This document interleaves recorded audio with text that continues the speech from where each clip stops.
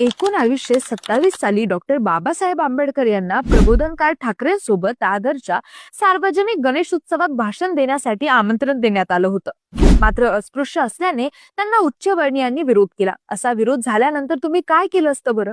देवाचा विषय आहे, जास्त ताणायला नको म्हणून सगळं टाळलं असतं. बाबासाहेब आंबेडकर आणि प्रबोधनकार ठाकरे विद्रोही होते. लोकमान्य टिळकांनी सार्वजनिक गणेश उत्सव सुरू केल्यावर त्याची सगळी सूत्र प्रामुख्याने उच्चवर्णीयांकडेच राहिली होती. उच्चवर्णीय लोक अस्पृश्यांना गणेश पूजा करू देत नव्हते. त्या अस्पृश्यांविरुद्धच्या भेदभावाला आव्हान देण्यासाठी बाबासाहेबांनी बंड पुकारलं. प्रबोधनकार ठाकरे यांनी तर स्पष्ट इशारा दिला की अस्पृश्यांना गणेश पूजेची परवानगी दिली नाही तर ते मूर्ती फोडतील. त्यांना प्रबोधनकारांचा आवाका माहित होता. त्यावेळी उच्चवर्णीय हादरले आणि त्यांनी तिथला उत्सव बंद करण्याचा निर्णय घेतला. पण त्याचवेळी त्यांनी बाबासाहेब आणि प्रबोधनकार ठाकरे यांच्यावर उत्सव बंद पाडल्याचे आरोप देखील केले.